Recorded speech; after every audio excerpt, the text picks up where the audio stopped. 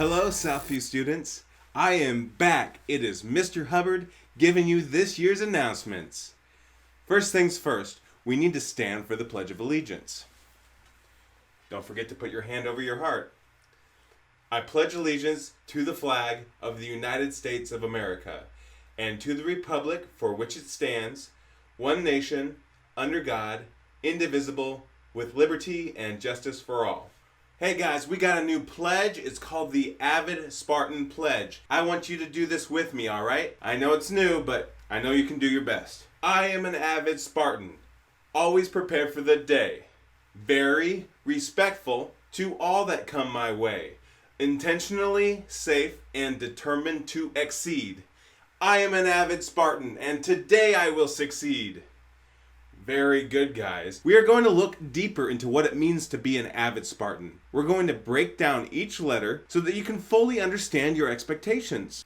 And by being an avid school, we are preparing for our futures in the workforce, at college, and in a career.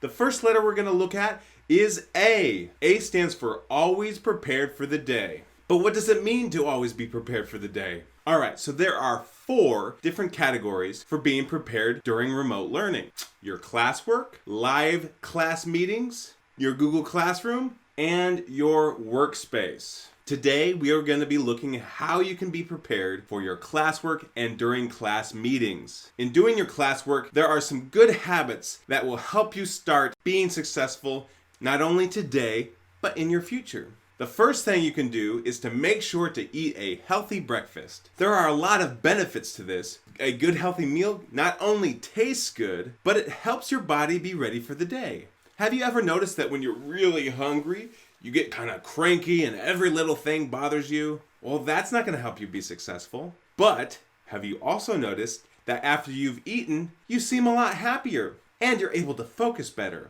Now that sounds like a recipe for success to me. The next thing that can help you be successful is getting dressed for the day. Doing this simple task can be a great mental preparation exercise to get your motivation rolling. There's an old saying that if you look good, you feel good. So start feeling good today. Another thing that you're going to need is your school supplies. Because of some awesome people at District 118, school supplies was able to be passed out to quite a few students. If you don't have what you need to be successful, make sure you let your teacher know. One thing that is super important this year especially is making sure that your device is charged and logged in before class time. If you're starting up your computer at the time your meeting starts, you're going to be late because it takes some time for your computer to boot up. Plan it out so that it's all ready to go beforehand. Also, it would be really annoying that right in the middle of your meeting, your computer dies. Keeping your Chromebook charged will help avoid that frustration. What about live class meetings? How can you be prepared for those? One of the hardest things for your teachers is that they have to hope and pray that you're on the meeting at the right times. When everyone is in class, they could just do an attention getter and get everyone's attention at once. But now, you have a lot more responsibility.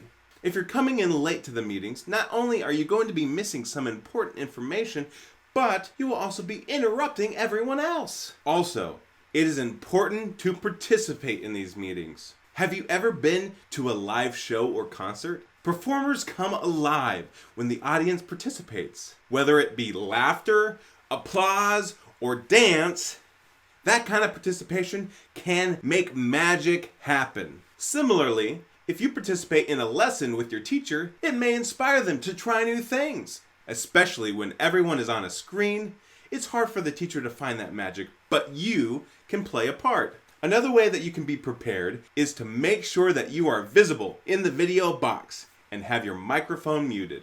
Remember me talking about participation like a few seconds ago? Your body language can say a lot without making a sound. Your teacher can see you raise your hand, nod, smile, and a lot more. There are some challenges to video calls, and if your camera isn't on, there's no way to know if you're paying attention. So why do we mute our microphones? Because there are a lot of things going on in the background. Even if you're being quiet, things in the background can make a lot of noise. And if everyone's house is making a lot of noise, it's pretty hard for anyone to concentrate. Safety tip. One of the things you're probably missing most about school right now is the routine fire drills. I mean, I know I miss that loud, obnoxious noise telling me to go stand outside for 20 minutes in the scorching heat or bitter cold. Have you ever thought about why we do it? Have you heard about adrenaline? Adrenaline is a chemical in your body that gives your body a boost in whatever it needs to do. You may have felt adrenaline when you've been scared or when you do something dangerous. It's one of your body's defense mechanisms. One thing that adrenaline doesn't do very well is help you think. If you've ever heard the term fight or flight, that is what is the expected response when adrenaline is in your body. It will either help you fight off whatever danger is coming at you or run away from that danger. By practicing things like fire drills, it can help us have a plan so that when the adrenaline of a dangerous situation, like a building being on fire, we don't have to panic and end up endangering ourselves even more. Even though you guys aren't at school, it might be a good idea for you to come up with a plan for your own house. You can even have your own fire drills if you want at your home. Tell me about it. It's time for the special day of the week. In sports news, the sun is attempting to pole vault over the equator on the 22nd of September.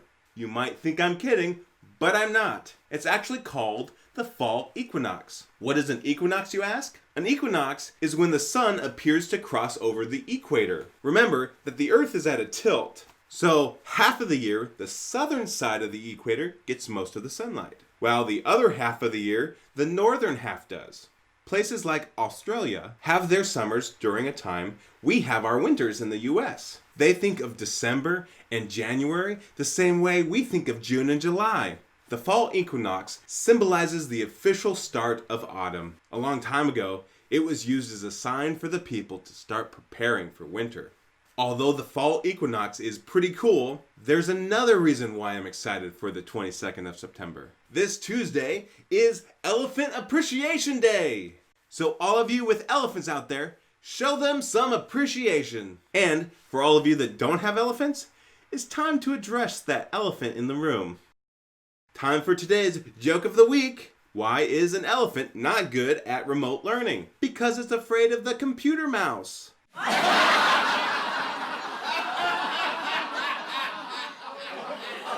We're gonna finish off with a question for you. Which species of elephant is the largest land mammal on Earth? Comment your answers down below. Well, that's gonna be it for today. I hope you have a great week of learning. I'm Mr. Hubbard, and we'll see you next week.